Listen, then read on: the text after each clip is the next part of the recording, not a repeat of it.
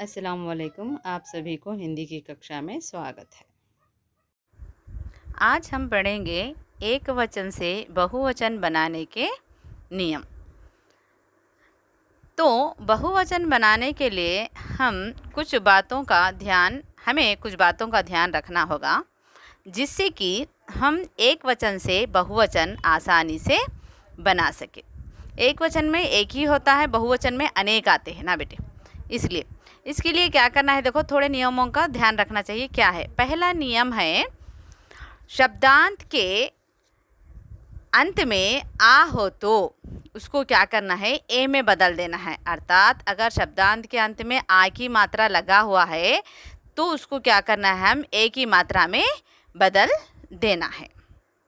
ठीक है, समझ में आया? जैसे देखो यहाँ पे लड़का, लड़का के अंत में क्या है, आ की मात्रा है, तो हम क्या करना, उसको बहुवचन में बनाने के लिए लड़के यानी आ की मात्रा हटा के हम एक ही मात्रा लगाना है। लड़का एक वचन यानी एक ही है, लड़के यानी अनेक आते हैं, तो आ की मात्रा निकाल के एक ही मात्रा लगाने से क्या होता है, बहुवचन बन जाता है। अब दूसरा उदाहरण देखेंगे यहाँ पे, पपीता। क्या है बेटे दूसरा उदाहरण? पपीता। तो पपीता के अंत में आ की मात्रा है, पपीता के अंत में आ की मात्रा है, तो हम क्या करेंगे, यहाँ पे ए की मात्रा लगा देंगे। आ की मात्रा हटा दे के क्या करेंगे, ए की मात्रा लगा देंगे, तो तब हो जाता है पपीते। यानी पपीता एक वचन है, पपीते बहुवचन है। तो पपीता में आ की मात्रा, पपीता सिंगल एक ही है, पपीते यानी बहुत पपीते हैं। समझ में आया ना? आ की मात्रा हटाना है, ए की मात्रा लगा देना है, तो जब हो जाएगा बहुवचन। तो अब तीसरा उदाहरण पढ़ेंगे, रसगुल्ला। रसगुल्ला में भी अंत में आ की मात्रा है, तो इसको बहुवचन में बदलने के लिए रसगुल्ले यानी ए की मात्रा, आ की मात्रा हटा दे के हम क्या करना है, ए की मात्रा लगा देना है, तो रसगुल्ला एक वचन से क्या होता है, बहुवचन में बदल जाता है। तो रसगुल्ला जब एक ही, रसगुल्ले को रसगुल्ला एक वचन में है, रसगुल्ले में क्या है, अनेक है वहाँ पे। रसगुल्ले कितने भी होंगे, 2 3 4 5 6 7 8 9 10, कितने भी रसगुल्ले वहाँ पे होंगे।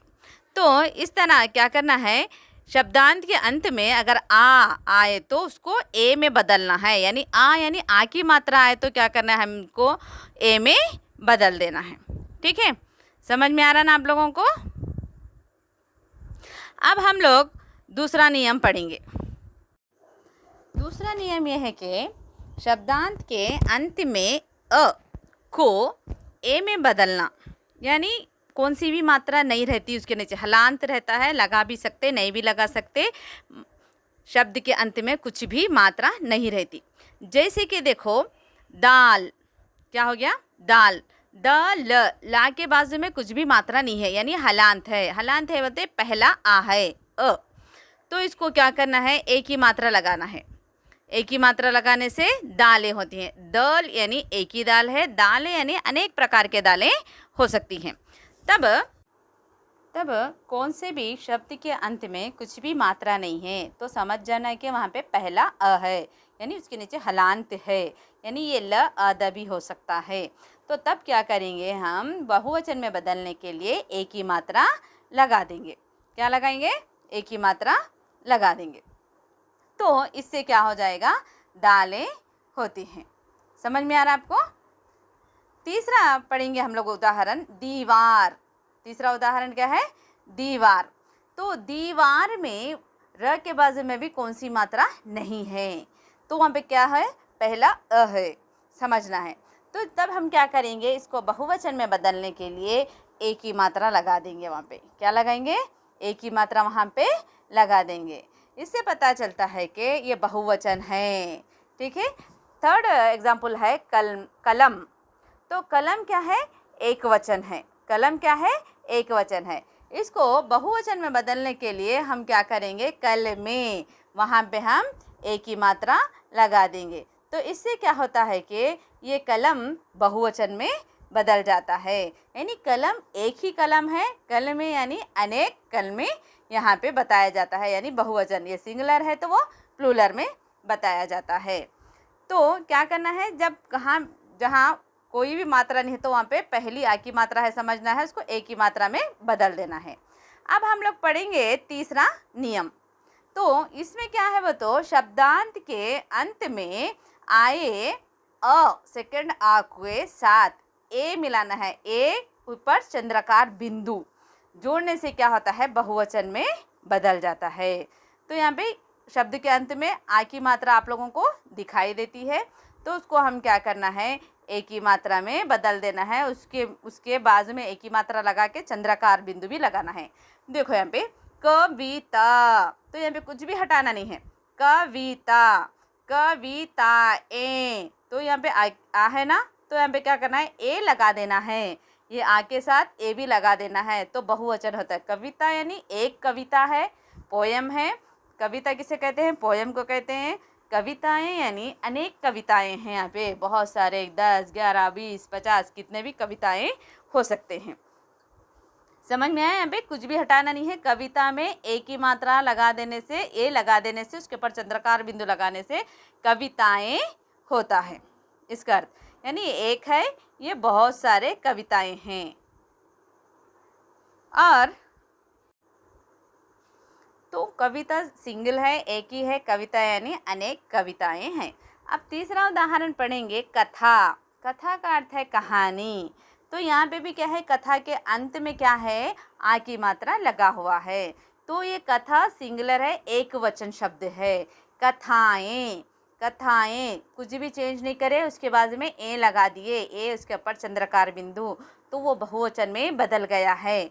वो शब्द क्या है, बहुवचन में बदल गया है। कथा से क्या हो गया, कथाएं। तो यह है, कथा सिंगल है, एक वचन है, कथाएं बहुवचन है। इजी है ना बेटे, कथा एक वचन है, कथाएं बहुवचन है। तो यहाँ पे कुछ भी नहीं हटाए हम लोग। तीसरे नियम में क्या करें, जैसे कि वैसे रखे, ए की मात्रा हम लगाते चले गए।